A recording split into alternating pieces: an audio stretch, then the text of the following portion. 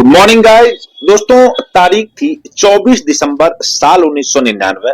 नेपाल की राजधानी काठमांडू का त्रिभुवन अंतरराष्ट्रीय हवाई अड्डा क्रिसमस से ठीक एक दिन पहले यानी कि सर्द शाम को इंडियन एयरलाइंस की फ्लाइट IC 814 दिल्ली के लिए रवाना होने के लिए तैयार हो रही थी। ठीक उसी वक्त दूसरे ओर आतंकवादी समूह का हरकतुल मुजाहिदीन के 5 लोग इब्राहिम अतहर, शाहिद अख्तर सईदी, सन्नी अहमद काजी मिस्त्री, जहूर इब्राहिम और शाकिर काठमांडू हवाई अड्डे पर इस फ्लाइट के लिए चेक इन कर रहे थे।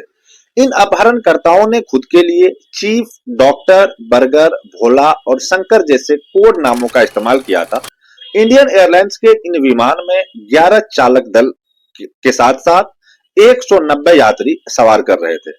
फ्लाइट के कैप्टन थे देवी सरन और उसके साथ थे फर्स्ट ऑफिसर राजेंद्र कुमार और फ्लाइट इंजीनियर अनिल कुमार जागिया। और इन अपहरणकर्ताओं के लिए जो टिकट थी वो 3 अलग अलग टूर एजेंसियों के जरिए झूठे नामों यानी फर्जी नामों के तहत बुकिंग किए गए थे और 13 दिसंबर को इनके बुकिंग को बदल दी गई थी। अपनी 1 घंटा 20 मिनट की एक छोटी सी उड़ान में यह विमान दिल्ली पहुंचने वाला था और विमान ने भारतीय समय अनुसार 4 बजे काठमांडू हवाई अड्डे से उड़ान भरती है। लगभग 39 मिनट बाद जब विमान इंडियन एयर स्पेस में दाखिल हुआ और विमान में ड्रिंक परोसी जा रही थी, ठीक तभी मास्क पहने हुए शख्स अपने एक हाथ में रिवॉल्वर और ग्रेनेड लिए हुए कॉकपिट में दाखिल हुआ। दोस्तों, यहाँ पे मैं आपका 1 मिनट का समय लेकर के आपको बता दूं कि ये उस समय की बात है जिस वक्त आम लोगों के लिए फ्लाइट में ट्रैवल करना शायद से बड़ा मुश्किल था। उस वक्त तक इस चेक इन प्रोसेस का काम बड़ा ही नाजुक था, क्योंकि उस वक्त जो भी लोग फ्लाइट में सफर कर रहे थे वो मिडिल क्लास से नहीं बल्कि अपर लोअर क्लास से अपर क्लास से ही लोग थे जो इस फ्लाइट में या किसी भी फ्लाइट में उस वक्त सफर करते थे। अब हम अपनी कहानी पे वापस आते हैं। कुछ ही समय में इन अपहरणकर्ताओं ने विमान के पायलटों समेत पूरे विमान में यात्रियों पर काबू कर लिया। उन्होंने फ्लाइट में पुरुष यात्रियों को महिलाओं से अलग करना शुरू कर दिया और फ्लाइट में यात्री को एक दूसरे से अलग हुए। इसी बीच पायलट ने अपहरणकर्ताओं की नजर बचा करके एक इमरजेंसी ट्रांसपोर्ट दबाया, जिससे कि 4/56 पर दिल्ली के एयर ट्रैफिक कंट्रोल तक यह जानकारी पहुंच गई कि काठमांडू से दिल्ली आने वाली इंडियन एयरलाइंस की फ्लाइट संख्या IC 814 में कुछ गड़बड़ी है। इन अपहरणकर्ताओं ने पायलट को पश्चिम की ओर उड़ान भरने का आदेश दिया और विमान को काबुल ले जाने के लिए कहा गया। अब यहाँ पर एक छोटा सा टॉपिक ये है कि इस विमान को काबुल ले जाने से पहले की जो कहानी थी वो ये थी कि पहले इन लोगों का कहना ये था कि पाकिस्तान के कराची में इसको कहा गया था लैंडिंग करने के लिए, लेकिन पाकिस्तान ने अपने कराची में इसकी लैंडिंग को मना कर दिया, क्योंकि पाकिस्तान नहीं चाहता था कि किसी भी कीमत पर उनका नाम इस हाईजैकिंग से जुड़े।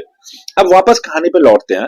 लेकिन पायलट ने कहा कि उसके पास विमान में इतना फ्यूल नहीं है कि विमान को काबुल तक पहुंचाया सके।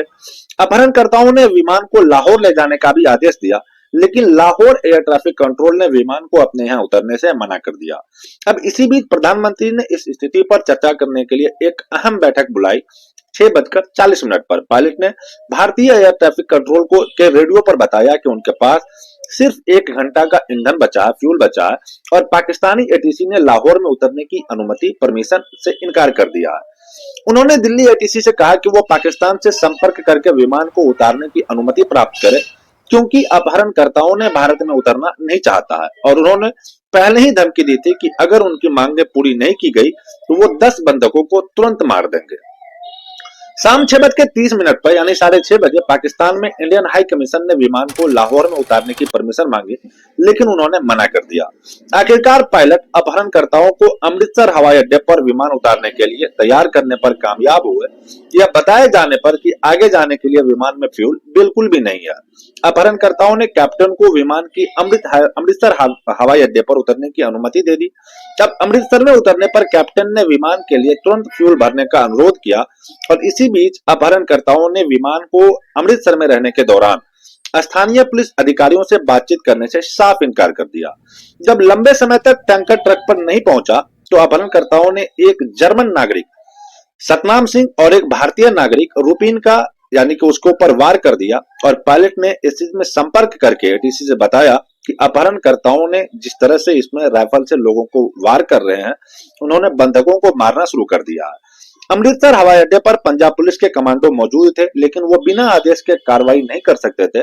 जब आखिरकार एक ईंधन भरने वाला बोजार विमान के पास भेजा गया, तो अपहरणकर्ताओं की घबराहट और बढ़ गई। अपहरणकर्ताओं ने पायलट को विमान को उड़ाने का आदेश दिया। पायलट उन्हें समझाते रह गए कि विमान में ईंधन नहीं है और विमान क्रैश हो सकता है, लेकिन अपहरणकर्ता नहीं माने। तत्कालीन राष्ट्रीय सुरक्षा सलाहकार ब्रजेश मिश्रा के ने बाद में खुलासा किया था कि गोजर में एक स्नाइपर छिपाने के लिए कहा गया था, जो विमान को निष्क्रिय करने के लिए आवश्यकता पड़ने पर गोली चलाया जा सकता है। उस विमान में मौजूद गवाहों ने अपने बयान में कहा कि 5 यात्रियों को हाथ बांध करके आगे की ओर सीटों पर बैठाया गया और अपहरणकर्ताओं ने धमकी दी थी कि अगर विमान तुरंत नहीं उड़ान भरता है तो वो इन बंधकों को मारना शुरू कर देंगे। विमान के कैप्टन देवी सरन ने बाद में बताया कि उन्हें यात्रियों को मारने से रोकने के लिए कोई फैसला लेना पड़ा। उड़ान भरने की कोई मंजूरी नहीं मिलने के बावजूद विमान ने 7:47 पर अमृतसर हवाई अड्डे से उड़ान भरी। जब विमान लाहौर के नजदीक पहुंचा तो पायलट ने विमान को लाहौर हवाई अड्डे पर उतारने की अनुमति मांगी, जिससे पाकिस्तान एटीसी ने मना कर दिया। जब विमान ने लैंडिंग करने की कोशिश करी तो उसे रोकने के लिए लाहौर हवाई अड्डे पर सभी लाइट्स और जितने भी नेविगेशन थी, उनकी जितनी भी सहायता करने के लिए चीजें थी, जो फ्लाइट्स को लैंडिंग करने की वक्त जरूरत पड़ती है, उन सबको बंद कर दी गई। क्योंकि विमान को अमृतसर में ईंधन नहीं दिया गया था, इसीलिए उसका फ्यूल खत्म हो रहा था। आखिरकार कैप्टन सरन ने विमान को क्रैश लैंड करने का फैसला किया। जैसे ही उन्होंने हाईवे पर विमान को उतारने की कोशिश की, ठीक तभी पाकिस्तानी एटीसी ने नेविगेशन सहायता चालू कर दी और विमान को हवाई अड्डे पर उतारने की अनुमति दे दी। IC-814 विमान 8:10 पर लाहौर में उतरा। कैप्टन सरन के अनुसार अपहरणकर्ता विमान में सवार कुछ महिलाओं और बच्चों को छोड़ने के लिए तैयार थे, लेकिन पाकिस्तानी अधिकारियों ने इन्हें इनकी अनुमति नहीं दी और उस समय पाकिस्तान में भारत के उच्च नायकता पार्थ सारथी ने बाद में कहा कि वह पाकिस्तान से विमान को उड़ान भरने से रोकने का अनुरोध करते रहे, लेकिन उनकी बात नहीं मानी गई। जब तक पार्थ सारथी हवाई अड्डे पर पहुंचे, तब तक विमान में ईंधन भर दिया गया था और उसे हवाई अड्डे से रवाना होने की अनुमति दे दी गई थी। विमान ने लगभग लाहौर से 8:32 पर उड़ान भरी और अपहरणकर्ताओं ने विमान को काबुल ले जाने के लिए कहा। लेकिन जब पायलट ने काबुल एयर ट्रैफिक कंट्रोलर से विमान को काबुल हवाई अड्डे पर उतारने की परमिशन मांगी, तो काबुल एयरपोर्ट ने यह कहते हुए विमान को अपने यहाँ उतरने से मना कर दिया कि काबुल हवाई अड्डे पर रात के समय विमान को उतारने की कोई सुविधा नहीं है और आखिरकार विमान को दुबई के अल मिनहाज एयरबेस पर उतारने की इजाजत मिल गई। विमान रात में 1:32 पर दुबई के अल मिनहा एयरबेस पर उतरा और यूएई के अधिकारियों और अपहरणकर्ताओं के बीच बातचीत के बाद विमान को फ्यूल देने के बदले 27 यात्रियों को रिहा कर दिया गया। गंभीर रूप से घायल 25 वर्षीय जिस व्यक्ति को उस वक्त अमृतसर एयरपोर्ट पर उनके सर पर वार किया गया था, निशव कुमार और केशव कुमार, जिसे पहले चाकू मारा गया था, उसको दुबई में उतार दिया गया और इसी बीच यूएई के अधिकारियों ने विमान को और देर तक हवाई अड्डे पर रुकवाने के लिए खाने पीने से भरे ट्रक विमान की ओर भेजे, लेकिन अपहरणकर्ताओं ने पायलट को उड़ान भरने के लिए मजबूर किया और सुबह 6:20 पर विमान ने हवाई अड्डे से उड़ान भरी और बाद में उस विमान के कैप्टन सरन ने कहा कि वह विमान को उड़ान भरने से रोकने के लिए उसे क्रैश करने का ऑप्शन चुन सकते थे, लेकिन इससे आग लगने का खतरा था क्योंकि विमान अभी ईंधन से भरा हुआ था और वह अधिकारियों की अनुमति के बिना ऐसा कभी नहीं कर सकते थे। इसके बाद अपहरणकर्ताओं ने यानी कि उस आतंकवादियों ने विमान को अफगानिस्तान के दक्षिण पश्चिमी शहर कंधार ले जाने का आदेश दिया। विमान IC-814 पर कंधार हाईवे अड्डे पर उतारा और कंधार तालिबान के उस वक्त नियंत्रण में था और विमान को वहां उतरने के बाद भारत को अपहरणकर्ताओं तक पहुंचाने के लिए तालिबानी अधिकारियों के साथ बातचीत करनी थी। क्योंकि भारत ने तालिबान के शासन को आधिकारिक तौर पर मान्यता नहीं दी थी, इसीलिए इसने इस्लामाबाद में अपने उच्च योग से एक अधिकारी को कंधार भेजा और संयुक्त राष्ट्र ने भी वार्ताकारों को यहां भेजा। यात्रियों ने बाद में अपने बयान में बताया कि उन्हें विमान में पूरा खाना पीना नहीं मिला और उसके पास पानी पीने के लिए साफ पानी तक की व्यवस्था वहां पर नहीं थी।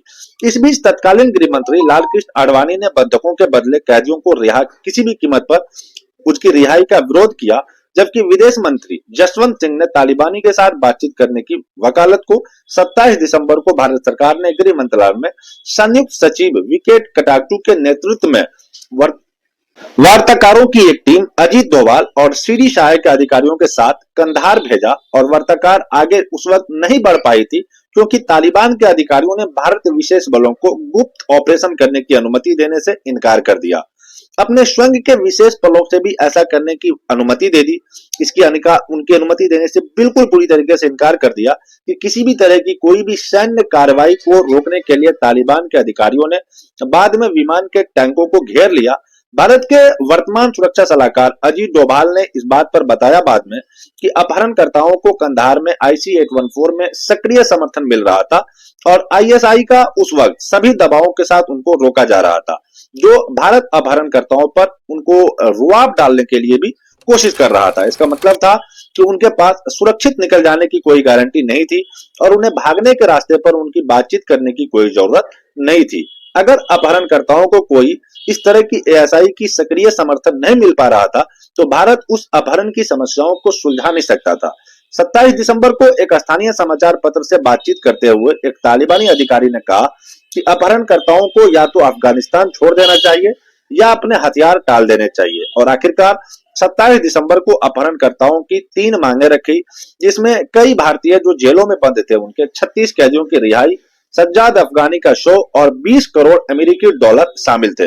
सज्जाद अफगानी हरकतुल मुजाहिदीन का संस्थापक था, जिसे पहले भारतीय अधिकारियों ने गिरफ्तार किया था और बाद में 1999 में जेल से भागने के दौरान उसका इनकाउंटर कर दिया गया था। और आखिरकार उन 3 कैदियों यानी कि मसूद अजहर, उमर शेख और मुश्ताक जरगर की रिहाई पर जाकर के इसकी बात को कंप्लीट किया गया। और उस वक्त मसूद अजहर को 1994 में जम्मू और कश्मीर में आतंकवादी गतिविधियों के लिए गिरफ्तार किया गया था, जबकि उमर शेख को 1994 में विदेशियों के अपहरण के सिलसिले में गिरफ्तार किया गया था। मुश्ताक जरगर, जिसके खिलाफ कम से कम 3 दर्जन हत्याएं के मामले दर्ज थे, 15 मई 1992 को उनको गिरफ्तार करके जेल में डाल दिया गया था। 30 दिसंबर को रॉ के प्रमुख AL दलूत ने जम्मू और कश्मीर के तत्कालीन मुख्यमंत्री फारूक अब्दुल्ला से उन कैदियों को रिहा करने के लिए बातचीत शुरू की जो उस समय जम्मू कश्मीर राज्य की जेलों में बंद थे। फारूक अब्दुल्ला ने इन कैदियों को रिहा करने का घोर विरोध किया, लेकिन जब इसकी बात नहीं बनी, लंबी बातचीत हुई उन हत्यावरों के साथ, तो अब्दुल्ला को यह समझाने में ये लोग कामयाब हो गए कि उन अपराधियों की रिहाई से ज्यादा विमान में बैठे यात्रियों का जीवन ज्यादा कीमती है। इसके बाद अब्दुल्ला ने इन आतंकवादियों की रिहाई पर सहमत हो गए और मसूद अजहर, उमर शेख और मुश्ताक जरगर को एक विशेष विमान में से कंधार ले जाया गया। और इस विमान में उस समय भारत के तत्कालीन विदेश मंत्री जसवंत सिंह भी मौजूद थे।